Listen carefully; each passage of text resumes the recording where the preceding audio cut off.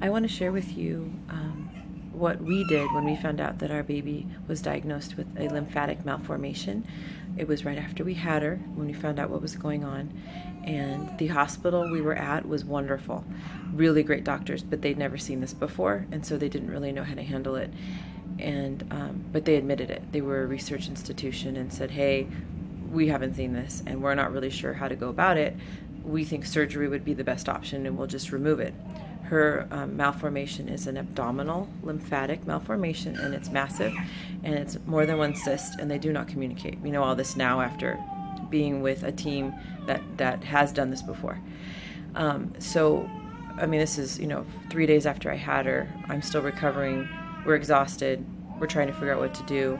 And one of our surgeons did reach out and got a response back from Children's Hospital Los Angeles the day before they were going to do a massive surgery on her, because they truly believed that was her best option.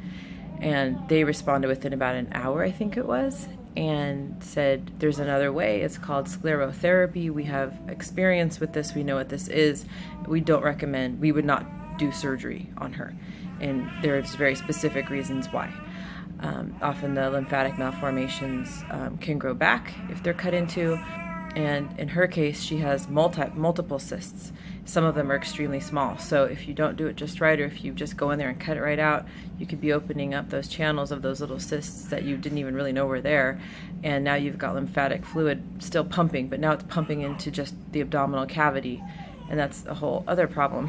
At least with the cysts, the lymphatic fluid is contained.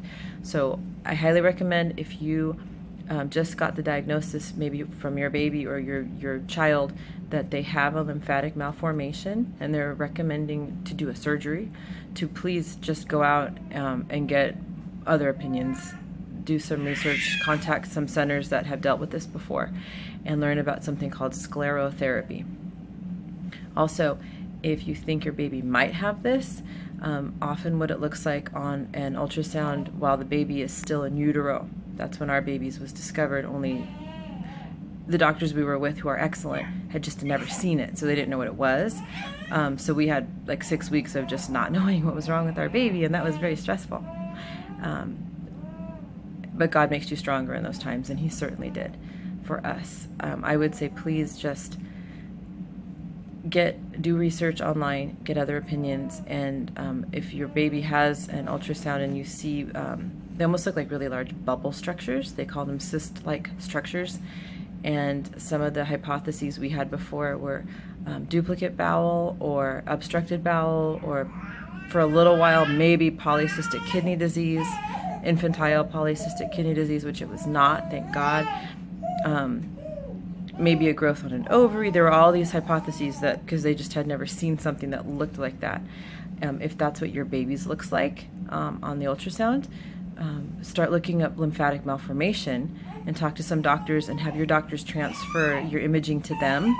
And because someone who's familiar with it will recognize it right away. It's very, from what I've heard and understand with our case, it's has a very characteristic look to it.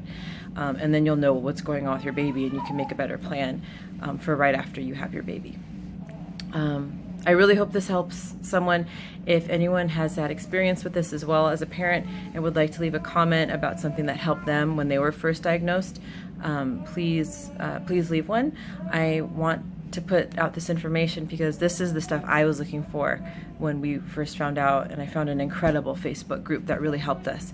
But it was not quite like this. I wanted to talk to and see a parent who'd been there, who had already had sclerotherapy done, who shared their story. So I asked a lot of questions, but I thought, after I'm over this hump, I want to share what I learned. So hopefully this will help someone out there. And anyway, yeah. So God bless you and your children, and I hope this helps.